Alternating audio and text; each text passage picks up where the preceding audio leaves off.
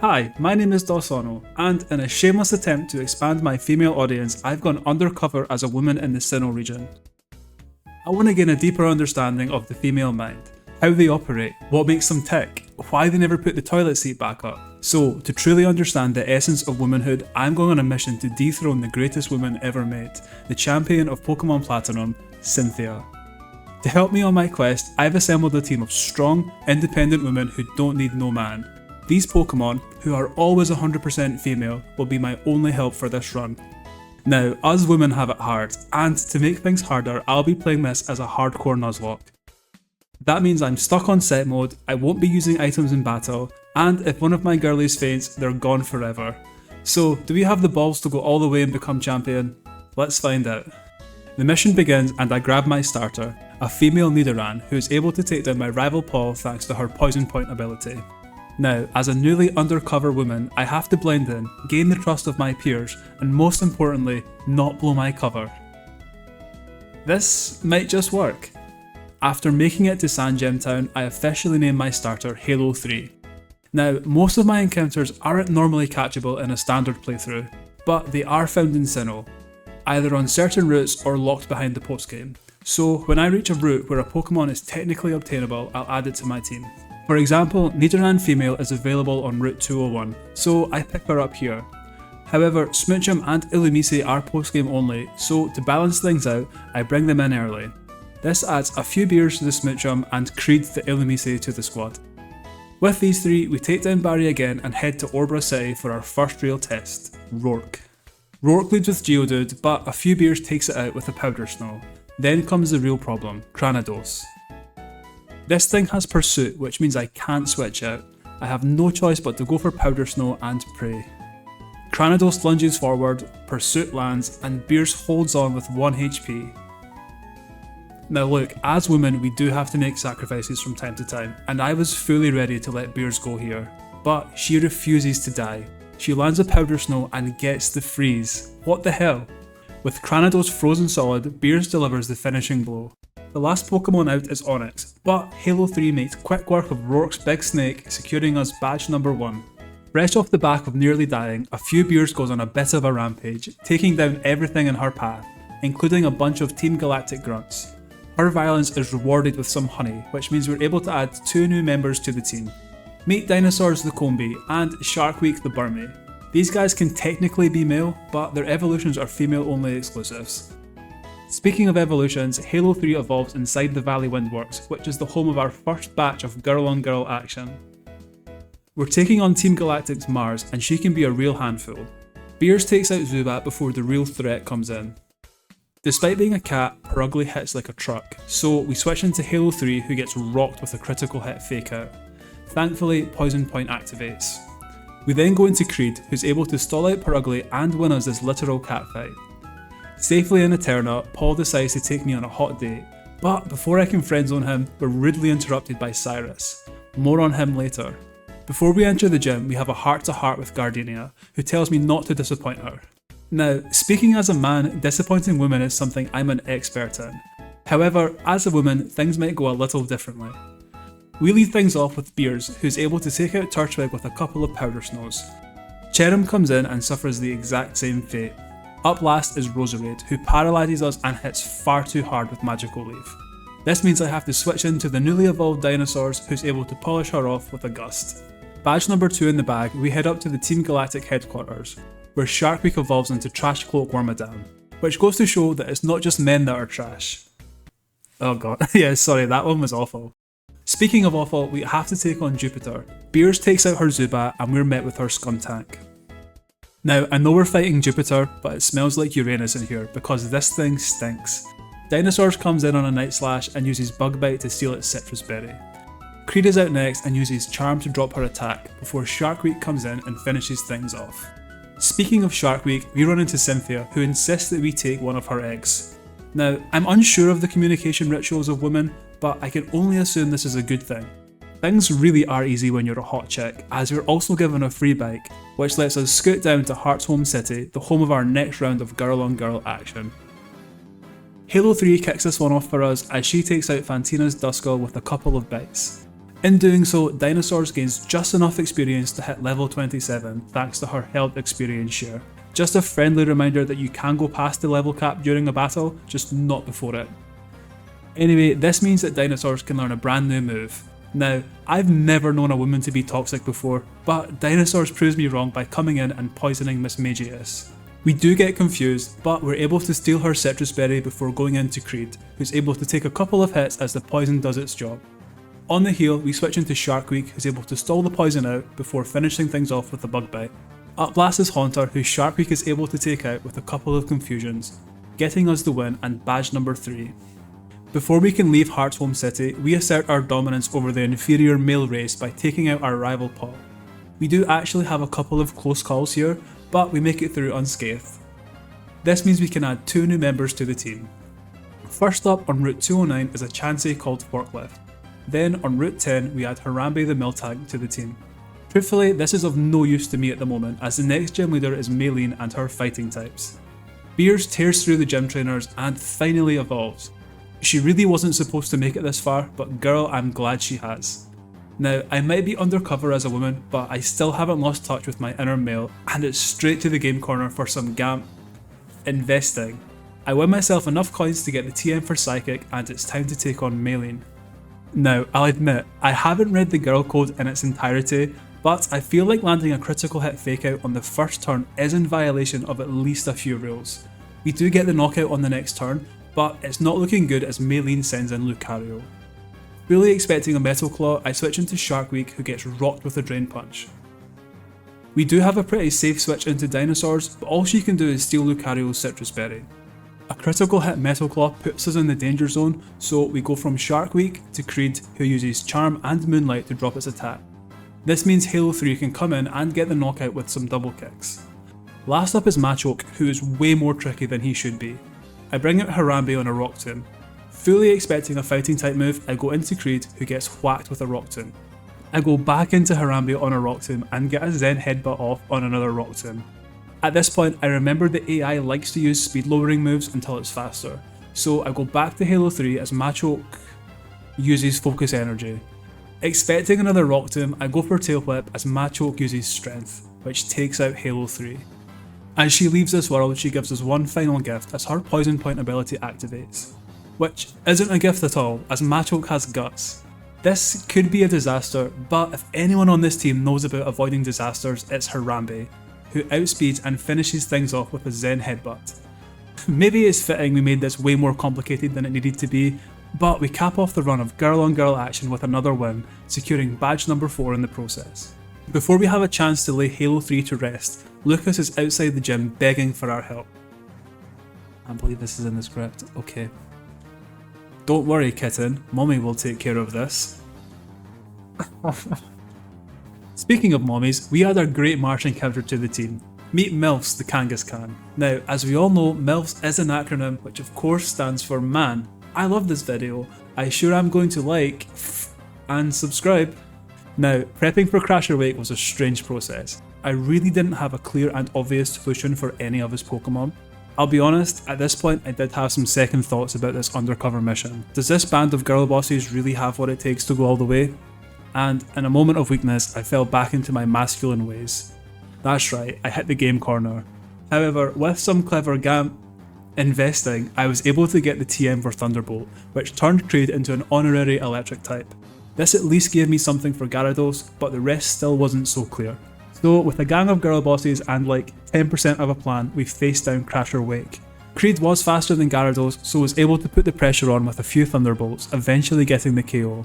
This is where things get less clear. Next up is Quagsire, and we really just have to rely on girl power here, as we eventually get the KO with a couple of body slams. Last up is Floatzel, who I don't think can hit that hard, so we stay in for a body slam. We then go to Shark Week, who steals his Citrus Berry, before switching into MILFs, who is able to get us the win with a Dizzy Punch. That wasn't so bad, maybe we can do it after all.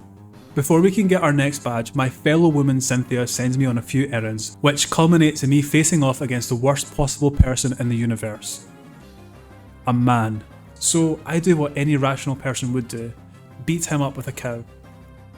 Our violence is once again rewarded and we're given the HM for Surf, which lets us go to Canalave City. Waiting for us is our rival Paul, who now has a fully evolved team of actually good Pokemon.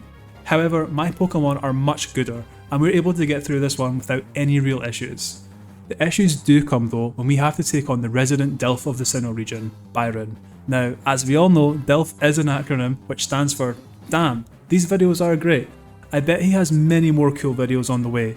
Let's make sure I don't miss them by hitting the subscribe button. Byron is a bit tricky for me. The only way I can get super effective damage off is by Brick Break on Harambe or Drain Punch on Milfs.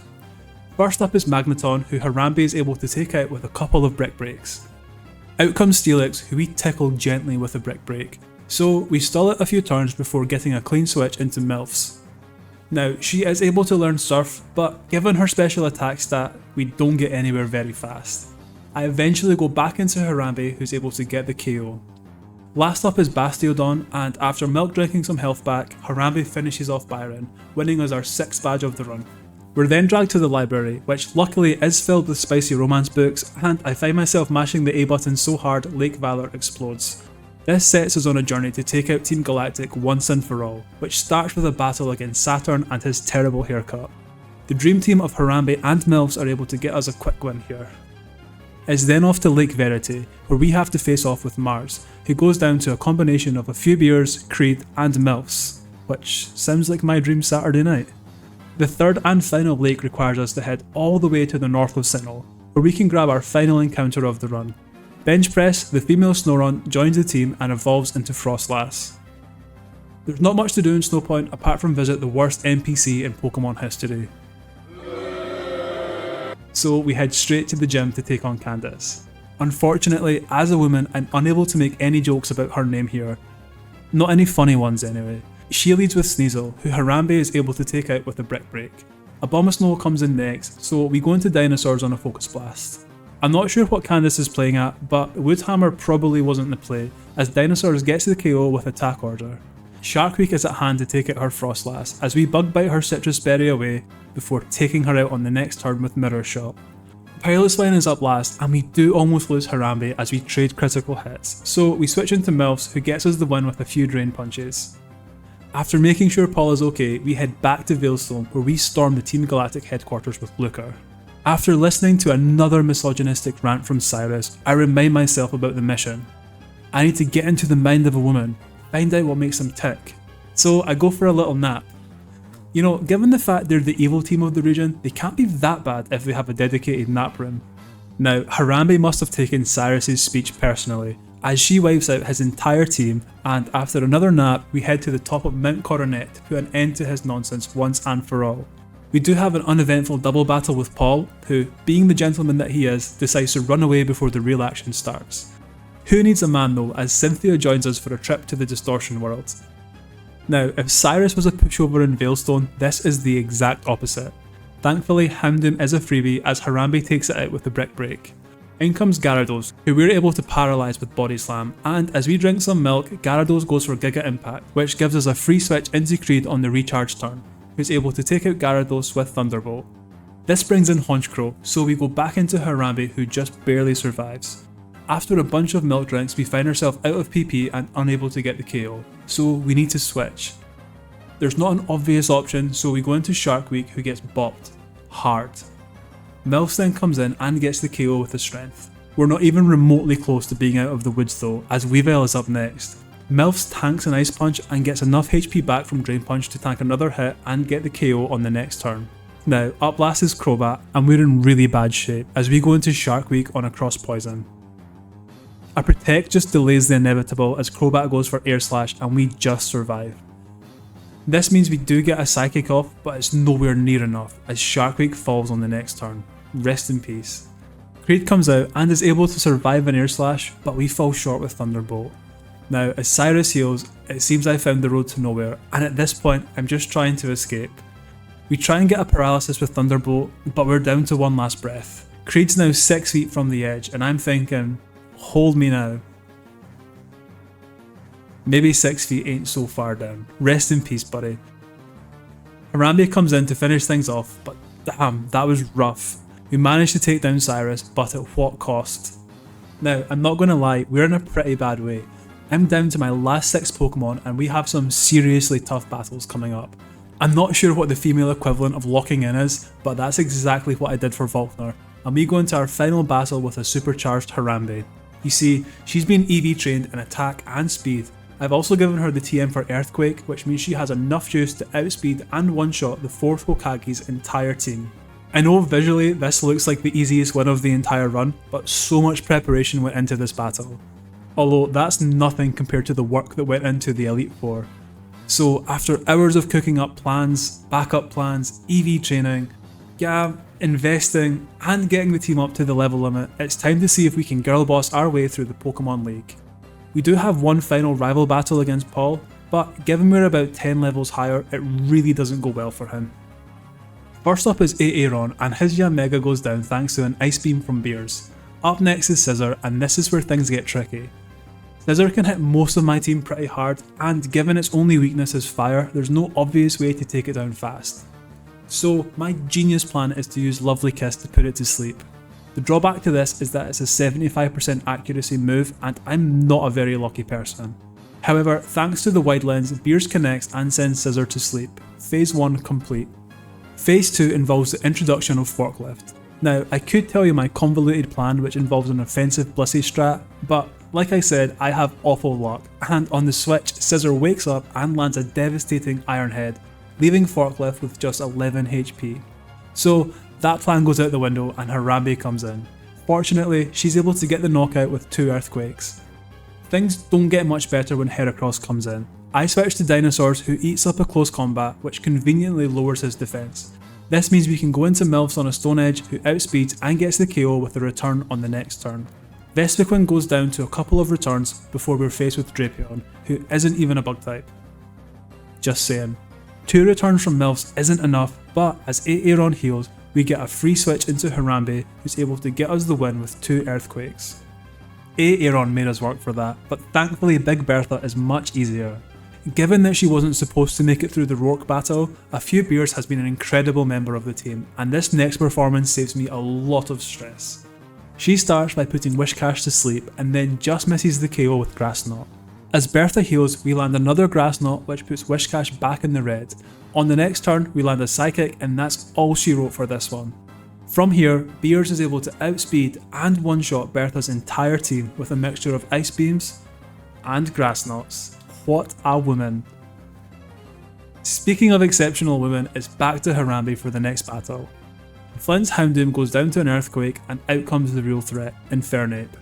Earthquake isn't a guaranteed knockout here, and Infernape can hit us hard with Mach Punch, but we can definitely take at least one, so we stay in and just miss the knockout with Earthquake. We drink some milk to get back to full health as Flint uses a full restore. We then miss the KO with Earthquake again.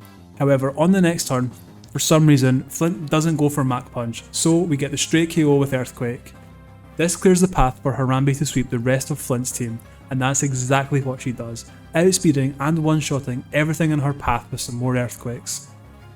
That means we're down to Cynthia's last line of defense, her Discord mod Lucian, and this battle is ridiculous. First up is the 100% male Mr. Mime, who Milfs takes out with a crunch. This brings out Gallade, another 100% male Pokemon, and this is where things start to get silly. I do kinda have a plan, and it revolves around getting rid of his PP. So out comes Dinosaurs on a Drain Punch. Now, I thought her pressure ability would mean that Gallade loses PP regardless of who's on the battlefield, so I make some calculated switches to bait Drain Punch on Bench Press and Stone Edge on Harambe. When I think Gallade's PP is gone, I go into Frostlass and he uses Stone Edge, so apparently I was wrong. See, we women can admit when we're wrong. Anyway, we luck out massively as Gallade misses. This luck immediately cancels out though as we go back into Dinosaurs on a critical hit. After some more switches and losing lots of valuable HP, we're able to bring out Beers who can put this monster to sleep.